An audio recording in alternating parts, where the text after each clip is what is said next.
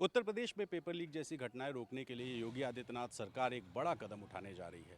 योगी आदित्यनाथ सरकार की आज कैबिनेट की बैठक थी और इस कैबिनेट की बैठक में एक प्रस्ताव आया कि पेपर लीक रोकने के लिए राज्य सरकार अब एक अध्यादेश लेकर आएगी। इस अध्यादेश में प्रस्ताव आएंगे कि पेपर लीक के आरोपी कोई व्यक्ति या फिर कोई संस्था, उसको मिनिमम सज़ा 2 साल और अधिकतम सज़ा आजीवन कारावास हो सकती है। साथ ही पेपर लीक होने की वजह से अगर पेपर को रद्द किया गया तो उसमें जितना भी नुकसान हुआ होगा वो सारा नुकसान पेपर लीक कराने वालों से ही उसकी भरपाई की जाएगी।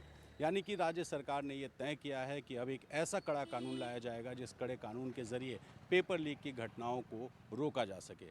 उत्तर प्रदेश में पुलिस भर्ती और आरओ की परीक्षाएं हुई थी और दोनों ही परीक्षाओं में पेपर लीक हुआ था।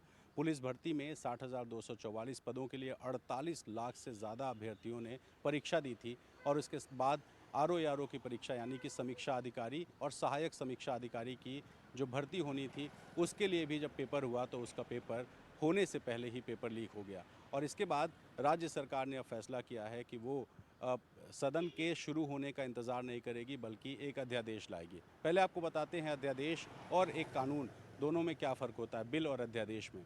अध्यादेश वो होता है जो कि किसी भी सदन के शुरू होने से पहले अगर सरकार आपातकाल में या इमरजेंसी कंडीशन में कोई कानून अगर राज्य में लागू करना चाहती है तो वो ऑर्डिनेंस लाती है। इसके लिए एक कैबिनेट की बैठक होती है और कैबिनेट की बैठक में एक प्रस्ताव ला करके उसको पास कराया जाता है।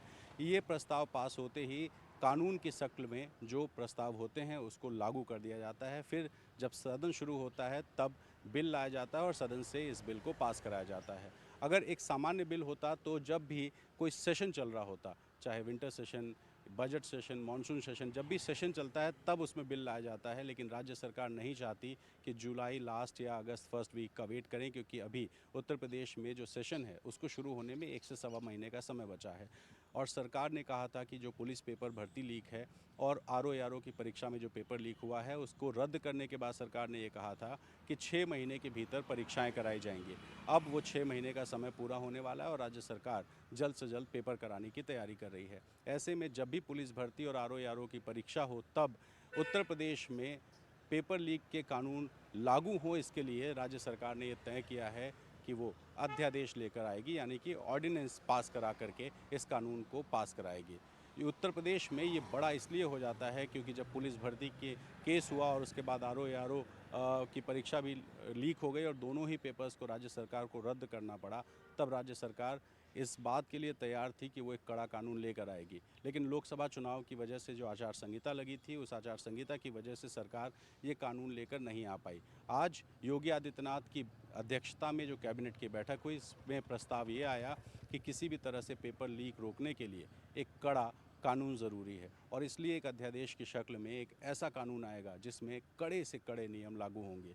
मिनिमम 2 साल, अधिकतम आजीवन कारावास और साथ ही 1 करोड़ रुपए तक का जुर्माना भी इसमें शामिल होगा। और जो भी क्षति होगी पेपर रद्द करने की वजह से, उसकी भी भरपाई राज्य सरकार उन्हीं लोगों से या उन्हीं संस्थाओं से करेगी जिन संस्थाओं का हाथ पेपर लीक कराने में होगा। ये कुछ उसी तरह है जैसे उत्तर प्रदेश में सीए एनआरसी को लेकर तमाम शहरों में हिंसा हुई थी और इस हिंसा में जितने भी नुकसान हुए थे उन सारे नुकसानों की भरपाई राज्य सरकार ने करने के लिए एक कानून लाया था जिसको क्षतिपूर्ति कानून कहा गया था और कहा गया था कि हिंसा के दौरान जितने भी नुकसान हुआ है उस सारे नुकसान की भरपाई हिंसा करने वालों से की जाएगी। और इसी तरीके से अब पेपर लीक की घटनाओं में जो लोग शामिल होंगे उनसे पेपर लीक के बाद पेपर अगर रद्द होता है तो जो भी नुकसान होगा उसकी भरपाई राज्य सरकार करेगी। यानी अब जो छात्र पुलिस भर्ती, आरओ या आने वाले दिनों में कोई भी परीक्षा हो उसमें शामिल होते हैं, तो जब वो परीक्षा देंगे तब उत्तर प्रदेश में एक ऐसा कानून लागू रहेगा जिस कानून के तहत 2 साल से लेकर आजीवन कारावास की सज़ा पेपर लीक कराने वालों को होगी